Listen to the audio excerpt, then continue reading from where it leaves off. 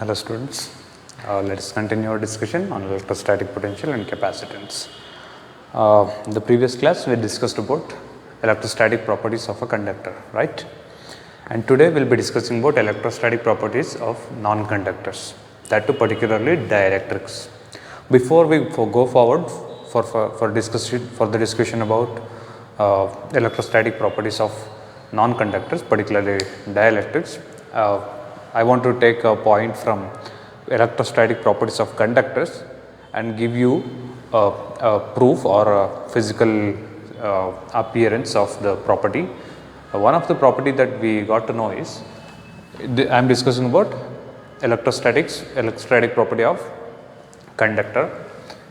When we have a conductor, a block of conductor, I said electric field inside a conductor is 0, right? Remember that? So even when you have external field inside the conductor, electric field becomes equal to 0. Why is that so? Let us look into the physical aspect of that. See, a conductor is something which has free electrons. Electrons are mobile, right? They can move in the interatomic space, you know that. Now when we apply the external field, obviously the field goes into it, okay? Now believe me, for now the field goes into the conductor. Then what happens is, the randomly moving electrons under the influence of this field come and accumulate on this end or this part of the conductor. Following? The negative electrons, the electrons which are there inside the conductor comes and accumulate on this part. And where are they coming from? They are actually leaving this part, okay? So they have left this spot and made the spot positive and has come to this part which has become negative. Now you see what's happening here, this is happening due to the influence of external field, okay? Now they got separated. Once they got separated, what happens is, they start to develop their own electric field inside the metal block, right? This is positive charge, this is negative charge, and you all know that electric field will be present wherever you have a positive charge and negative charge. Here, from positive to the negative charge, you have an electric field developed inside the metal block, okay? Say E not be the external electric field that we applied on the metal block. Now due to the separation of these charges, due to the movement of electrons, the charges got separated, and due to that phenomena, say E in be the electric field developed inside it, okay, due to that phenomena. Following? E naught is applied one, E in is developed due to the motion of electrons to one end from the other end, okay. So now this motion of electrons, since electrons are free to move inside the metal, this motion of electrons causes this electric field E in, and this motion continues, okay. So you can ask, how long will the electrons keep moving from this point, this part of the metal block to this part? The electrons will keep on moving until E in becomes equal to E naught, right? Once E in becomes equal to E naught, the electron stops moving. So at that condition, E in is equal to E naught in magnitude, right? E in developed inside is equal to E naught in magnitude, because it's equal amount of electric field developed. But look at the direction, E naught is like this, E in is like this, opposite to each other, right? So writing them vectorially, E in is equal to minus E naught, right? So you have E naught like this, equal and opposite E in like this, they cancel each other, okay? They are vectors. So they cancel each other, giving rise to the net electric field E in plus E naught inside it, okay. This is what the complete picture of electric field inside the metal block.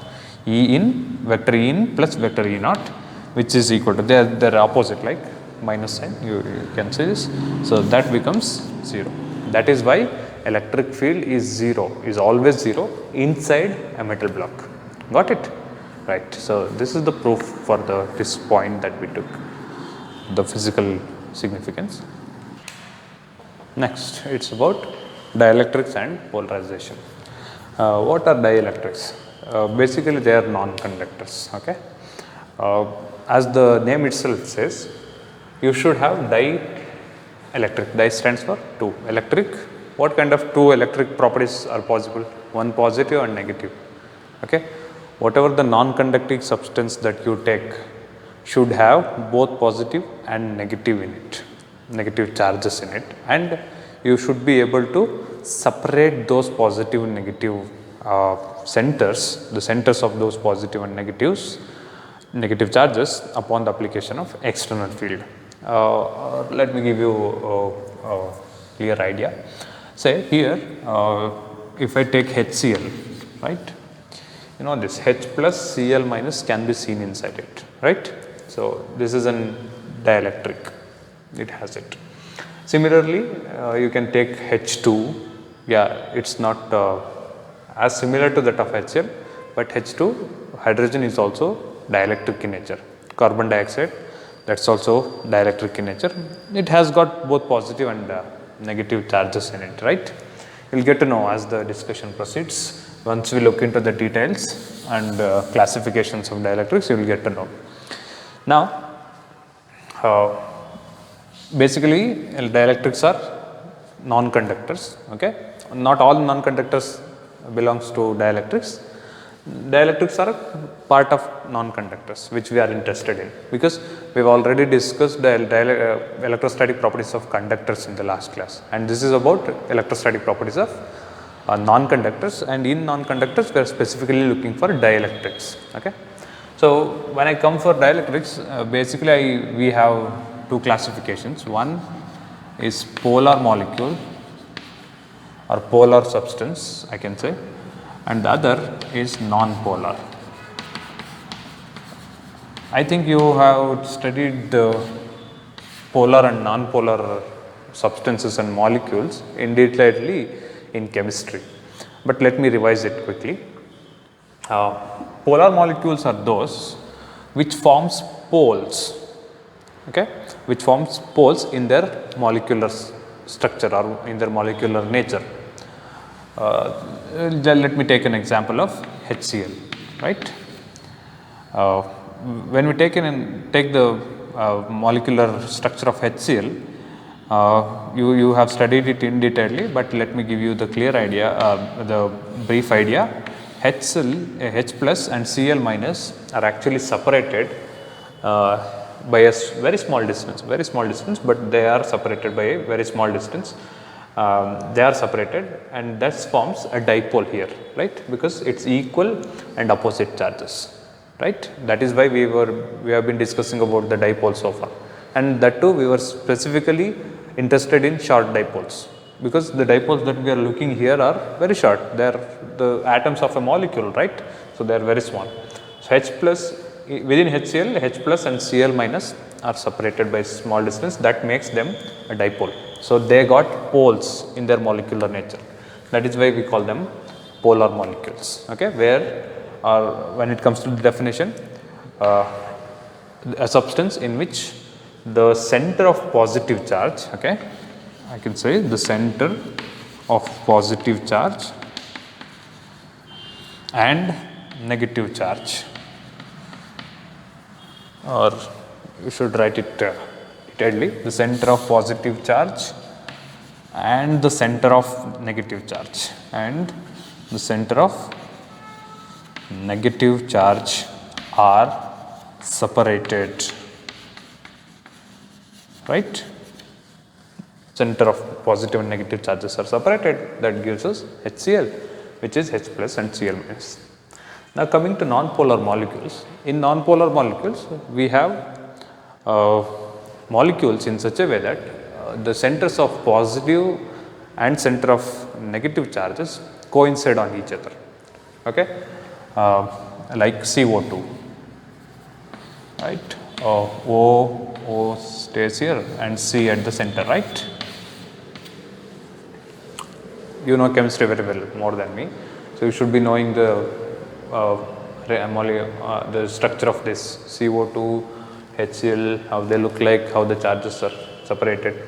So in this particular example, we can see that the center of positive charge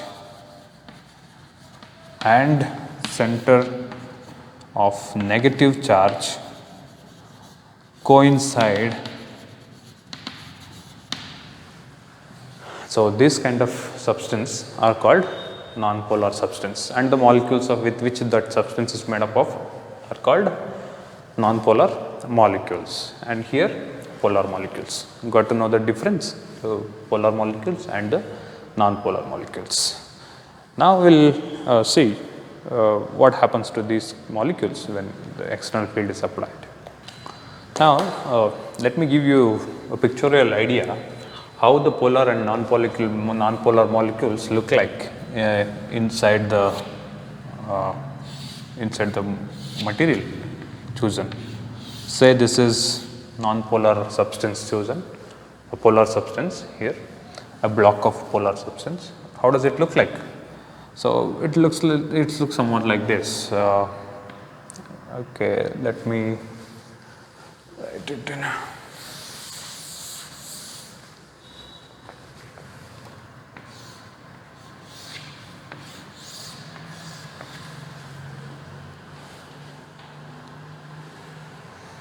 Okay.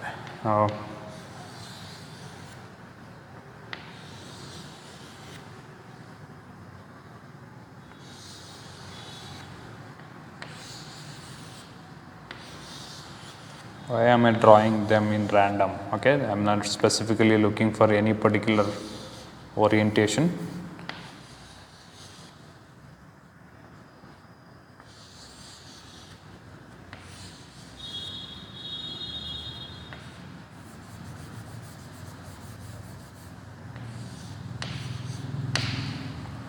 Right. So plus minus minus plus plus minus plus. So they are all random in nature. Okay. So this is how exactly a polar substance would look like in a molecular scale or a microscopic view. See, now you can look at the arrangement of molecules here. The molecules arranged here are random in nature, right? You can see that. Here you have positive and negative oriented like this, and here you have positive here, negative here. So it's totally random. So why is it so? So because see, each of this molecule of the substance has its own dipole moment, right? Yeah, that is right. Because it's a dipole, basically negative and positive charge. So this particular molecule has got its own dipole moment. Similarly, even this has got its own dipole moment, and this and this and this, this. Each molecule of a polar substance will have its own dipole moment. So if they arrange in a particular fashion, in a particular direction, that will lead for the net dipole moment of the substance, right? But nature always likes to be random. Okay, it's not particularly the nature; it's the thermal agitation which makes it so. Okay, because the temperature will give the surrounding temperature, the thermal energy given to the substance will make the molecules to vibrate and align themselves in random way, in such a way that they all attain certain equilibrium. Okay, because a net dipole moment requires an external influence to be maintained, right? Otherwise it won't sustain the net dipole moment. So basically it's random when we have the have the polar substance in its original state without any external influence. This is how it looks due to thermal agitation. Now, when we apply external field onto this substance, okay. So, now I am applying external electric field to this substance, see, from outside, okay. External field E, let E be the external field that I applied on the substance.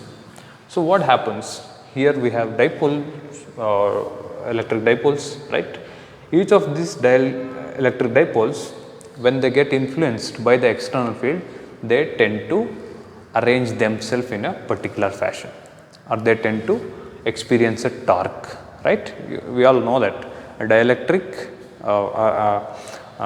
means a polar a dipole, an electric dipole kept in uniform external field will experience a torque, right. So, each of these dipoles will start to experience that torque, and they tend to align somewhat like this,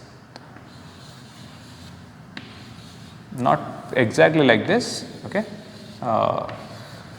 The main intention is they will arrange in such a way that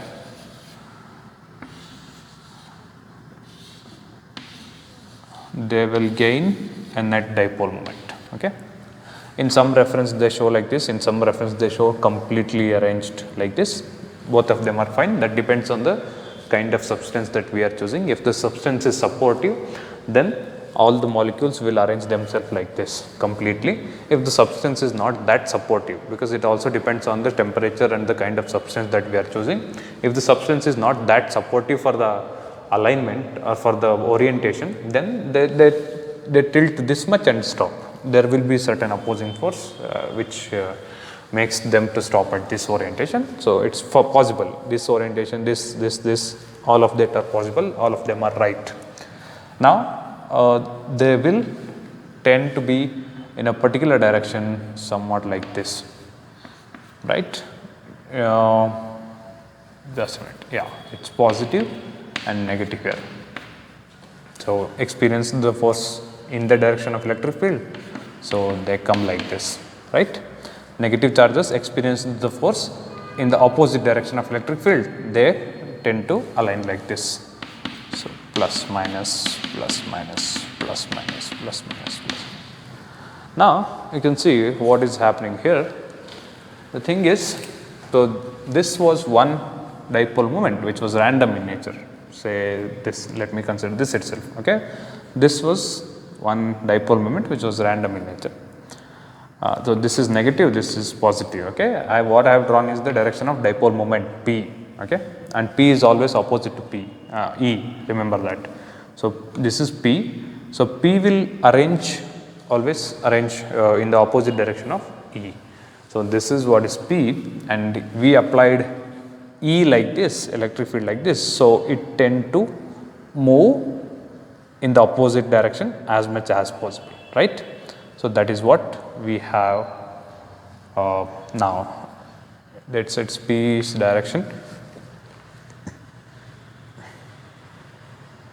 No, just a minute, it's all the P's are like this, right, yeah.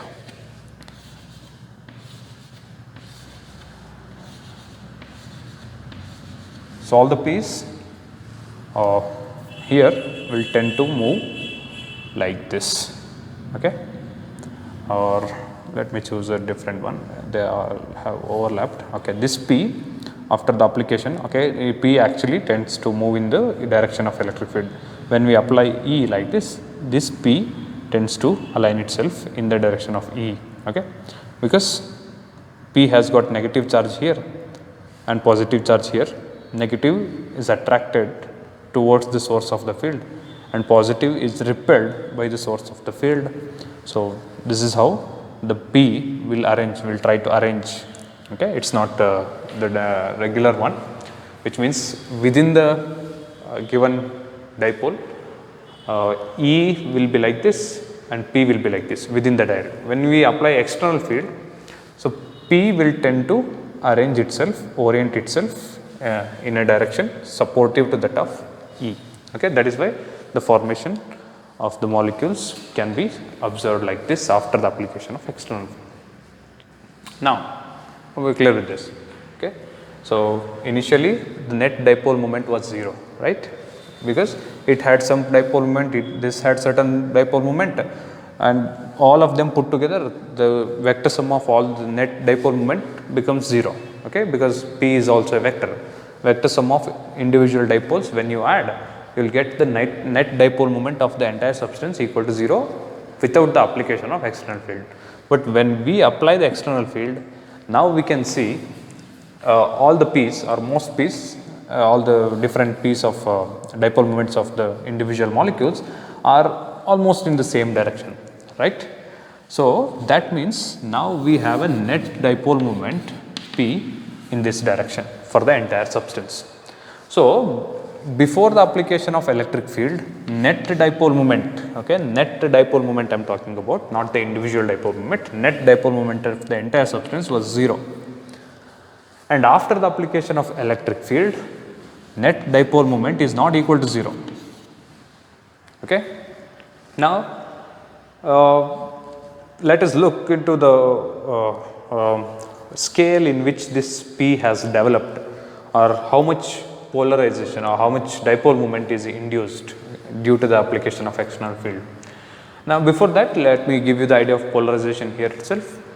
Now, this itself is polarization, the phenomenon of reorienting the molecules of a substance in a particular way due to the application of external field is considered as polarization. Okay. So, you are orienting them in a particular direction. Polarization can be seen in this part and in the magnetostatics or the 5th chapter, and also can be seen in the optics also. Okay. So, basically it is all about restricting them to one direction, polarization stands for. So, there is no general definition of polarization. I mean, you can, it's different for individual concepts chosen. Here, as of the dielectrics are concerned, polarization of dielectrics is reorienting the molecules of the substance in a particular direction due to the application of electric field. Okay. Anyhow, you will find the proper definition, you memorize that from the book. Now, this is the total, okay, P is not equal to 0 when the electric field is applied on it. Now, you see, let us look into the factor how much P is developed upon the application of how much E. Okay. For what amount of electric field that we apply, we will get certain polarization or certain net dipole moment happening. Mathematically, we have a symbol and significance for polarization here. Okay. Mathematically, we define polarization as the net dipole moment developed in a substance. Okay. Net dipole moment developed in the substance per unit volume. Okay. This is capital P. Net dipole moment developed in the substance per unit volume is called polarization of dielectrics. Is it clear with you? This is proper as of the mathematical explanation is concerned. So, see, P is the net dipole moment developed and per unit volume is polarization, is taken as polarization. In some reference, they also take that as polarization density. That is also fine. Polarization and polarization density are one and the same as of the dielectrics are concerned. And now, you have polarization, net dipole moment developed per unit volume equal to polarization. And we have what our intention was to get to know for what electric field applied, how much polarization happens, or how much dielectric, how much dipole moment is induced in the substance. So, that can be obtained by a relation given by P is equal to, okay, this is the symbol called Xi, okay, which is called electric susceptibility. Okay, Xi E particularly, which is called electric susceptibility or dielectric susceptibility of the given dielectric substance, Xi E times E. So, where E is the applied field. For when you apply E amount of electric field onto this particular substance, P amount of polarization is induced. Okay. It is difficult to measure dipole moment, net dipole moment induced, because it depends on the kind of amount of substance chosen. So that amount of substance chosen factor is reduced or removed by the consideration of per unit volume. So dipole moment per unit volume is polarization, and polarization that we are getting is equal to xi e times E. Okay. So when we apply E units of electric field onto this substance, P units of polarization can be observed, right? And this electric susceptibility xi can be now expressed as the ratio of polarization of the substance to the electric field applied on the substance, right? So this is what is polarization and electric susceptibility. Now this is what happens with the polar molecules or polar substance. Now let me come to non-polar substance. When we come to non-polar substance, initially before the application of any external field, the individual molecules look somewhat like this. Okay. Here they are initially separated but randomly arranged. In non-polar, they are initially not at all separated. Okay. Their centers coincide. So they look somewhat like this. So dipole moment associated with each molecule before the application of electric field itself is 0. Okay, each molecule has got no electric dipole here, no electric dipole moment. But here they had, but the net dipole was 0, right? Now each molecule has got no dipole moment, and hence obviously it's 0 dipole, 0 dipole, 0 dipole. So totally net dipole is 0 itself. Net dipole moment is 0 before the application of electric field, similar to that of this when it comes to net dipole. Here it was not like 0 plus 0 plus 0 plus 0, it is somewhat like P minus P, pi P minus P, P minus P, P minus P cancelling, or sometimes like P, P, P in this direction triangle, they cancel, P, P, P in rectangle, it is finally vector sum which was becoming 0, but here the individual dipole moments themselves are 0. So that gives me finally dipole moment P is equal to 0. Now when I apply external field onto this particular kind of substance, the non-polar one, what happens is, this is how I am applying external field onto this substance. Okay. So now these positive and negative centers which overlap, which coincide upon the application of external field, due to that external influence, they separate themselves from each other by a very small distance. Okay. So here how it was, and after the application of electric field, these molecules gets separated in this way. Okay.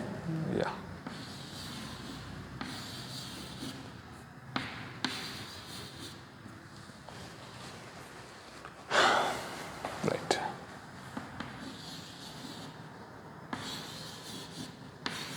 So now think over it.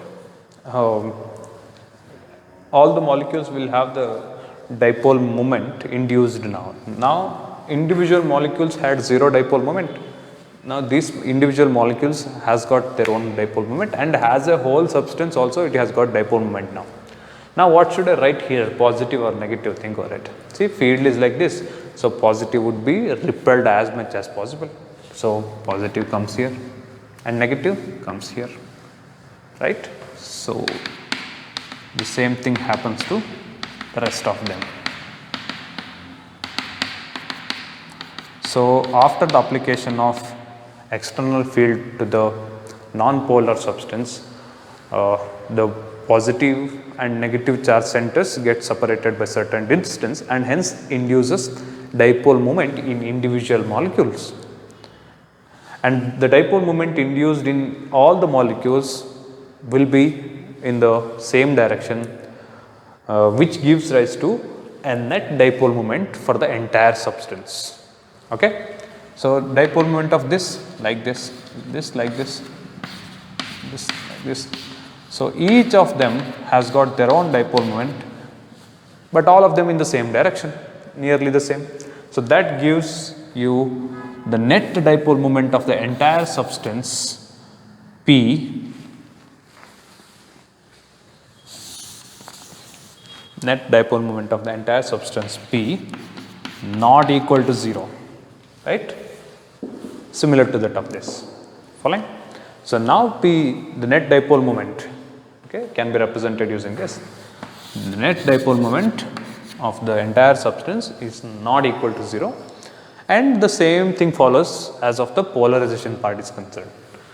The amount of polarization that happens even with this P is, again we define P as the same thing, dipole moment induced this in this particular substance per unit volume. The net dipole moment induced per unit volume is polarization or polarization density, and the amount of polarization that can occur can be obtained by xi E.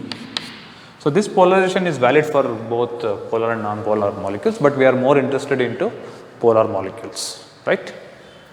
So this is about the influence of external field on polar and non-polar molecules, and the effect of that, and what and all happens, so the dipole moment, how it induces in the substance, and what's happening to the net dipole moment of that. And one more thing, here unlike the metals, this body, this substance has got no free charges, no charge is free to move within the space of the substance, right? Because they are all atoms which has made them molecules, and they are fixed in their positions. Basically we are choosing solids, right? We are discussing about solids, so they cannot move by themselves. If they were liquids or solutions, then the thing is different, okay, and we are going to discuss about that in current electricity. But here what we have chosen are actually solids, and in solids the atoms or molecules are fixed in their position, they cannot move, and what hardly can happen is just rearrange the arrangement of them within that available space. Okay, you can rearrange it within this available space. You cannot move this positive charge from here to there, you cannot take that negative charge from there to here. No, you cannot do that in both of these. They are dielectrics, non-conductors, but you can do it. That can happen in metals and conductors, that we discussed in the beginning of the session, right? Now let me tell you about the electric field inside the dielectrics chosen, okay?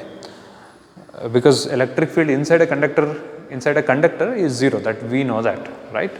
But what is the electric field inside this kind of substance, okay, a dielectric? Let me look for that, let me explain that. Okay, so let me consider a polar substance, and I have applied certain electric field on it. They are continuous but weaker, okay, keep that in mind. So this is what is a dielectric substance. So after the application of electric field E, okay, say E is the electric field, or E naught is the electric field that I have applied on the substance, that makes the substance to arrange their molecules in a particular direction like this.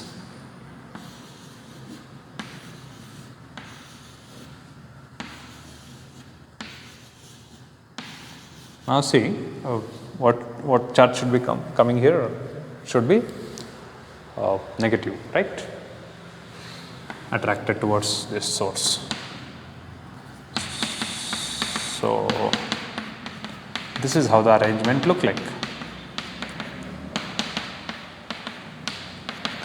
Now look at let the slab chosen, or the shape of the material chosen be rectangular or cuboidal in shape. So that makes set of negative charges. See, look at this edge or look at this corner, edge of the entire block. So, this is accumulated with, this part of the block is accumulated with negative charges, right.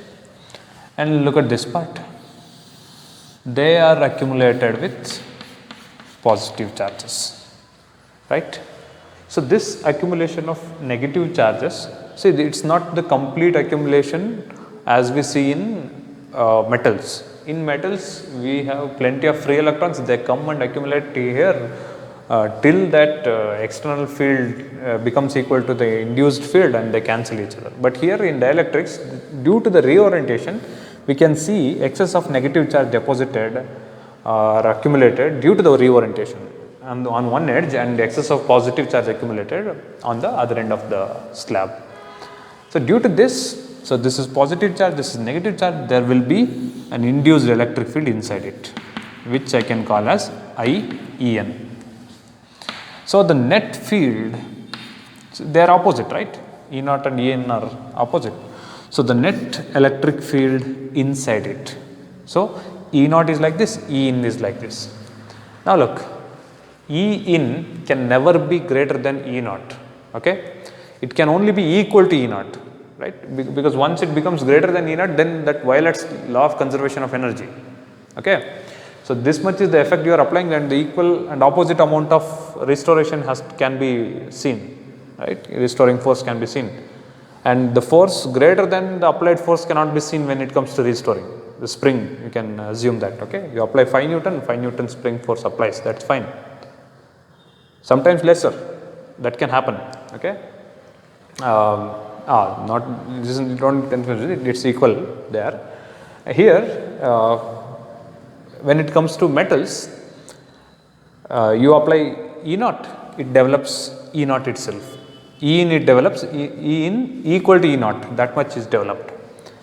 But when it comes to dielectrics, here E in is less than that of E naught, it is always less than E naught. So, E net, the net electric field present inside will be obviously in this direction itself, this is what is E net, because E net is the difference of E naught and E in. E naught minus, or since I have considered the negative sign, let me put it in vector form. So, the net electric field will be in the direction of E naught itself, the external field, and will have the magnitude equal to the difference of applied field and the induced field, okay. And why is that induced field developed, or why is that field induced? E in is present. The reason being the accumulation of negative charges on one end of the one edge of the substance and positive charge and other edge of the substance, okay. This accumulation is not completely efficient as we see in metals, right, because in metals there were free charges and they can come and acquire at any scale, they can come till E naught becomes equal to E in, till then they can keep coming, but here they can just reorient themselves. Once they reorient themselves, that is done, nothing more can be done, you cannot bring a charge from this edge to this edge. So, this reorientation causes certain induced electric field to develop inside it and the net electric field. So, the net electric field inside will be not 0, it is the difference of E naught and E in. And in metals, these two are equal, that is why E net becomes equal to 0. So, when you keep a dielectric substance, the electric field reduces inside the dielectric substance, right, by this much value. So, we will look into this in detail in the coming classes after discussing capacitors, okay. Fine. Thank you.